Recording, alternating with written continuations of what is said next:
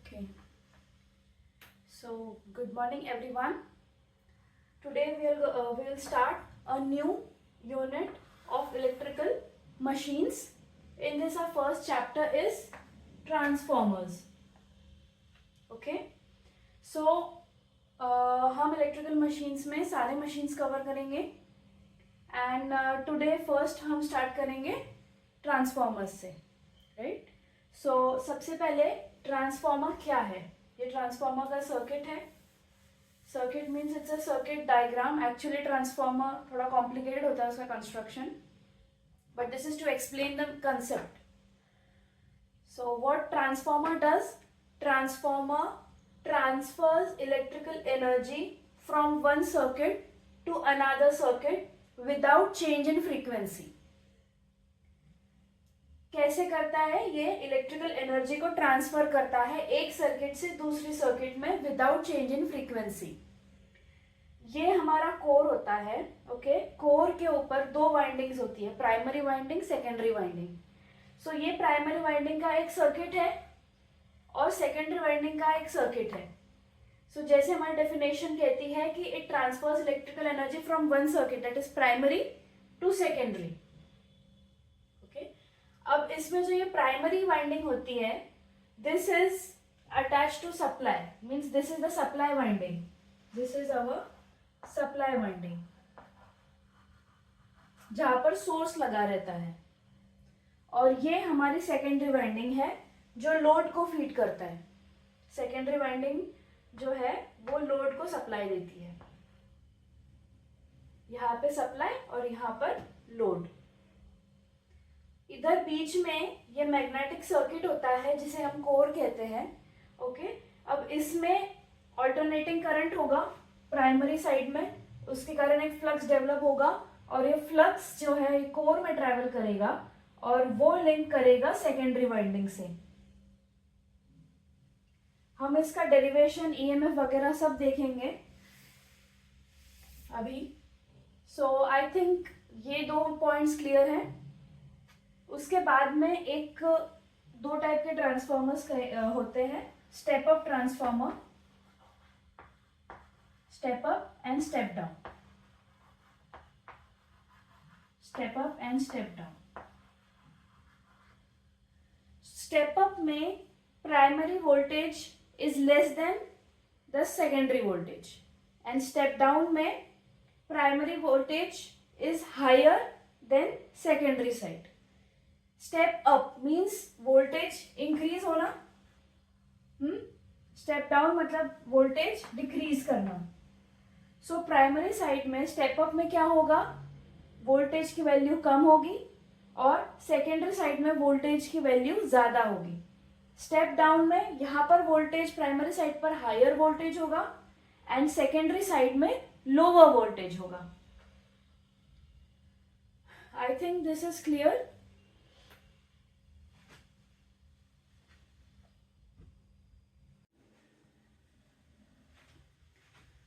सो अभी हम magnetic core study करेंगे. मैग्नेटिक कोर, ये जो कोर है इसको स्टडी करेंगे. इसके ऊपर दोनों वाइंडिंग्स होती हैं, primary winding and secondary winding. Primary winding पर जब हमने सप्लाई लगाया तो यहाँ पर ऑल्टरनेटिंग करंट फ्लो होगा और ऑल्टरनेटिंग करंट फ्लो होने के कारण यहाँ पर फ्लक्स डेवलप होगा. Okay, that will be also alternating and that core का and that flux will be linked to this secondary winding. This is the function of our core. So इसमें properties क्या होनी चाहिए? इसकी high permeability होनी चाहिए. Means ये उसके थ्रू, खुद के थ्रू जो magnetic field lines है उसको easily pass करते देना चाहिए. This is high permeability. Permeability क्या होती है? एक property जो कि अपने आप के थ्रू मैग्नेटिक फील्ड लाइंस को पास होने दे. This is permeability. So this core should have high permeability, first point, and second low reluctance. हमने पढ़ा है कि करंट को अपोज करने के लिए रेजिस्टेंस होता है. करंट के फ्लो को अपोज करने के लिए रेजिस्टेंस होता है. सिमिलरली मैग्नेटिक फील्ड लाइंस को अगर अपोज करना है तो उसका जो रेजिस्टेंस हम डिफाइन कर देंगे उसको हम रिलक्टेंस कहते हैं, रिलक्टेंस, एस से डिनोट करते हैं. सो दिस मटेरियल जो है कोर का मटेरियल, उसका लो रिलक्टेंस होना चाहिए एंड हाई परमेबिलिटी होनी चाहिए. Secondly this is made of silicon steel. Silicon steel कुछ परसेंट में उसमें सिलिकॉन ऐड किया जाता है स्टील में. And cold rolled grain oriented steel, मतलब CRGO, cold rolled grain oriented. अब क्या होता है, जब हम कोल्ड शीट पर एक रोलर घुमाते हैं तो हमें एक ही दिशा में जो है उसके क्रिस्टल्स जो है वो एक दिशा में हो जाते हैं और एक ही दिशा में, एक ही डायरेक्शन में हमें परमिएबिलिटी मिलती है. ओके, सो हमें एक डिफाइंड डायरेक्शन में ही परमिएबिलिटी चाहिए. इस कारण से हम CRGO स्टील यूज करते हैं, cold rolled grain oriented. Means grain का जो डायरेक्शन है उसको ओरिएंट करते हैं. So we are using CRGO steel here to make the core, and actually they are made of laminations. Thin laminations होती है, thin sheets होती है, उनको हम स्टैक करते जाते हैं, ठीक है, और ये हमारा कोर बनता है. ठीक है, थिन लैमिनेशंस को हम स्टैक कर करके कोर बना रहे हैं. ओके,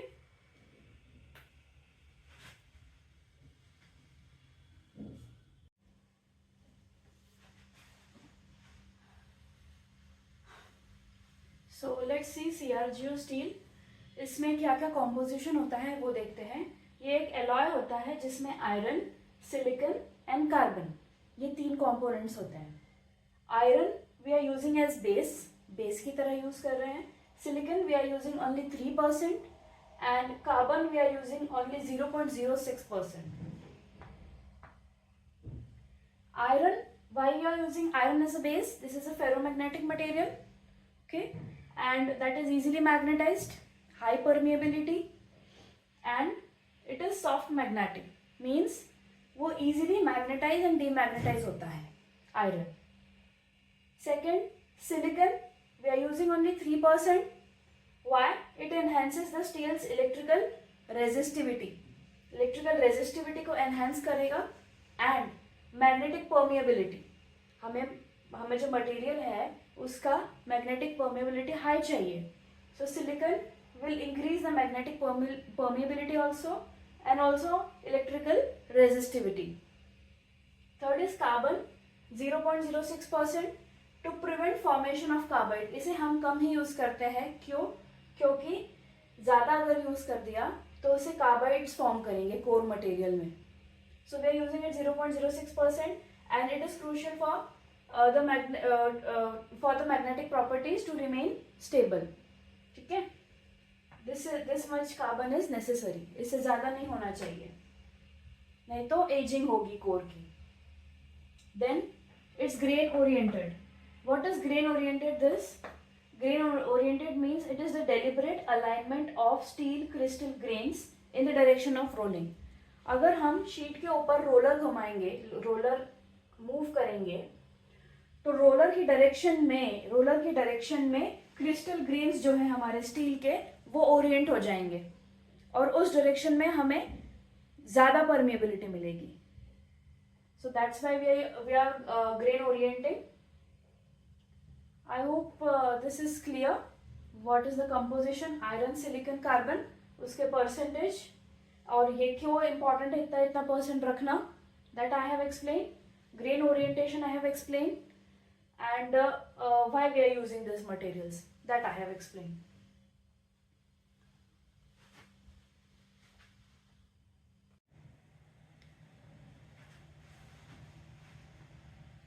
सो हमने जो cold rolled grain oriented steel देखा, उसके हम लैमिनेशंस यूज करते हैं कोर में. We use laminations in the core.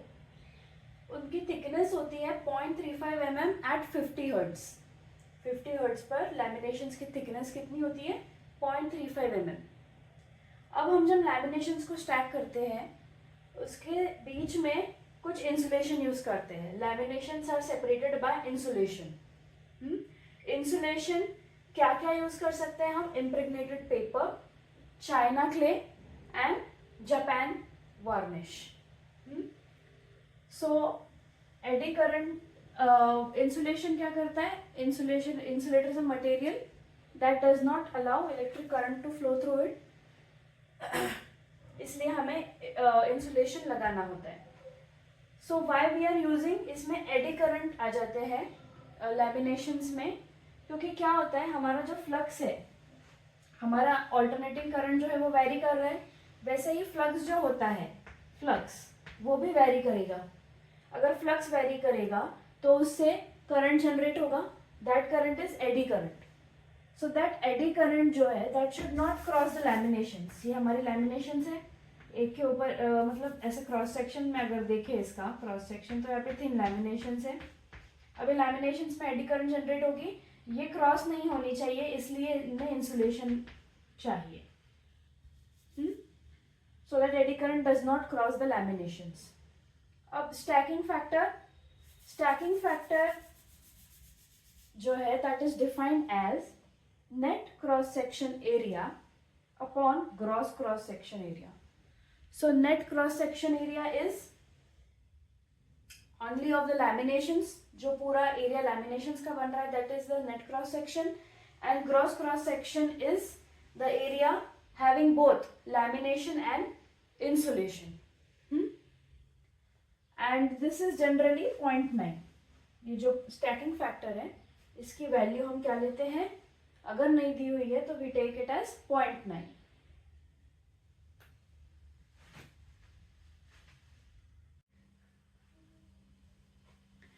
Okay, सो हम ट्रांसफार्मर में जो कोर लॉसेस हैं वो देखेंगे. अभी पिछले सेशन में मैंने एडी करंट का जिक्र किया, इसलिए आई थिंक ये दोनों लॉसेस हमें क्लियर होना बहुत ज़रूरी है अभी स्टेज पर. So there are 2 types of core losses, hysteresis and eddy current losses. Hysteresis loss जो है वो क्यों होता है, हमारे पास ऑल्टरनेटिंग करंट है जो कि अपनी डायरेक्शन चेंज कर रहा है, उसके कारण फ्लक्स जनरेट हो रहा है, और वो फ्लक्स जो है वो कोर को मैग्नेटाइज, हाफ साइकिल में मैग्नेटाइज करेगा और अनदर हाफ साइकिल में डीमैग्नेटाइज करेगा. उस कारण से हमारा हिस्टेरिसिस करंट लॉस आता है. मैंने आपको फेरोमैग्नेटिक मटेरियल में दिखाया था, नोट्स में भी दिया है कि ये कर्व कैसा बनता है, ऐसा बनता है कुछ लीफ शेप का. यहाँ पर H होता है मैग्नेटिक फील्ड इंटेंसिटी और यहाँ पर B होता है मैग्नेटिक फ्लक्स डेंसिटी, राइट. सो ये दोनों होता है, यहाँ पे ऐसे मैग्नेटाइज होगा, ऐसे ही इधर जाएगा, डिमैग्नेटाइज के कारण, डिमैग्नेटाइजेशन के कारण फिर से यहाँ से ऐसा आएगा, ठीक है. सो क्या होता है कि हमारे पास जो मैग्नेटिक डोमेन्स है, मटेरियल के, वो इस चेंज को अपोज करेंगे. वो एक बार मैग्नेटाइज हो गए तो वो उनका अलाइनमेंट हो गया, उसके बाद हम उनको फिर से डिमैग्नेटाइज करेंगे, तो वो क्या करेंगे, थोड़ा वो रेजिस्ट करेंगे उस चेंज को, और उस कारण से हीट जनरेट होगी, ठीक है. That is our hysteresis loss. वो इस फॉर्मूले से दिया है, WH is equals to eta Bmax to the power x F and V. So eta is Steinmetz constant, Bmax is maximum flux density, then x is Steinmetz exponent which is approximately 1.6, and F is frequency of the magnetic reversal, and V is the volume of the core. ठीक है, एक बार ये देख लीजिए और इसको note कर लीजिए. उसके बाद सेकंड आता है हमारे पास eddy current loss. Eddy current loss का फॉर्मूला है Ke Bmax square F square T square V. ये क्यों आता है, अगर हमारा फ्लक्स चेंज हो रहा है तो उस कारण से कुछ करंट इंड्यूस होंगे लैमिनेशंस में, जो कि लॉस क्रिएट करेंगे, हीट I स्क्वायर R, जो हमारा हीट है वो जनरेट करेंगे. वो किस फॉर्मूले से जनरेट करेंगे, I स्क्वायर R से. This is our eddy current loss, ये हीट के फॉर्म में जाएगा, ठीक है. सो हम उसको कैसे इसमें क्या क्या टर्म्स है वो देख लेते हैं. मतलब K is our constant, T is our thickness of the lamination. Thickness पे डिपेंड करता है एडी करंट लॉस, किस पे डिपेंड करता है, Bmax पे डिपेंड करता है, फ्रीक्वेंसी पर डिपेंड करता है, और वॉल्यूम ऑफ द कोर पर डिपेंड करता है हमारा एडी करंट लॉस. ओके, और हम एक चीज और इसमें ऑब्जर्व कर सकते हैं कि अगर हमने एडी करंट लॉस कांस्टेंट रखा है, एडी करंट लॉस अगर हमने कांस्टेंट रखा है WE, so we can see that T is inversely proportional to F. सो मैंने बताया था कि इस पर्टिकुलर फ्रीक्वेंसी पर 50 हर्ट्ज फ्रीक्वेंसी पर कितना होता है 0.35 mm हमारी लैमिनेशन की थिकनेस होती है. So thickness is dependent on frequency. Okay, so eddy current loss के कारण ही हम लैमिनेशंस में इंसुलेशन यूज कर रहे थे.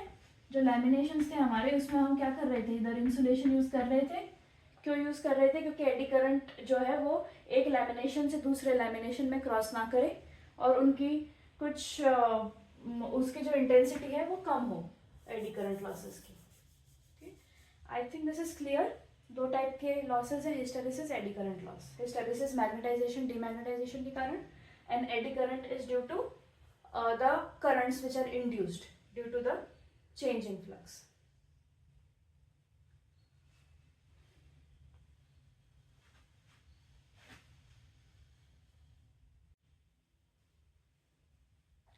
Okay, so these are our types of core, two types of core.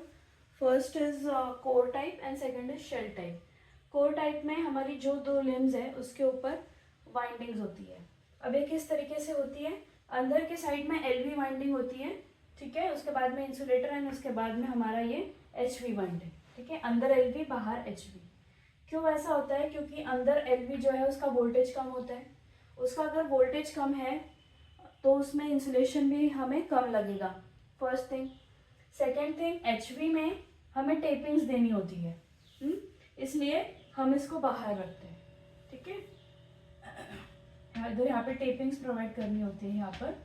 So HV is on the outer side, और HV जो है बाहर ऑयल होगा उससे इंसुलेटेड होगा, उससे उसको इंसुलेशन प्रोवाइड होगा HV को. ओके, सो हीट कम जनरेट होगी. शेल टाइप में क्या होता है, जो हमारा सेंट्रल लिम्ब है उसमें LV और HV वाइंडिंग सेंट्रल लिम्ब में ही होती है, ठीक है. अब उसकी वाइंडिंग कैसी होती है? पहले LV फिर HV, LV HV, ठीक है. मतलब इसको क्या, कौन सा टाइप है ये? Sandwich type. Sandwich type winding हम इसमें यूज करते हैं शेल टाइप में. और इसमें कंसेंट्रिक वाइंडिंग यूज करते हैं. कैसे यूज करते हैं हम? कंसेंट्रिक वाइंडिंग, ठीक है. क्योंकि अंदर ये हमारी अगर लिम्स है, ये दोनों लिम्स है, ठीक है, तो अंदर यहाँ पर LV वाइंडिंग है और बाहर के साइड में हमारी HV वाइंडिंग है. अगर अंदर इधर इस लिम्ब पर भी अगर हमारी अंदर LV वाइंडिंग है और बाहर के साइड में क्या है? HV वाइंडिंग है. LV LV HV HV. ये तो कंसेंट्रिक टाइप की वाइंडिंग है, कंसेंट्रिक. उसके बाद ये सैंडविच है, LV फिर ये LV लगाई फिर HV फिर LV फिर HV.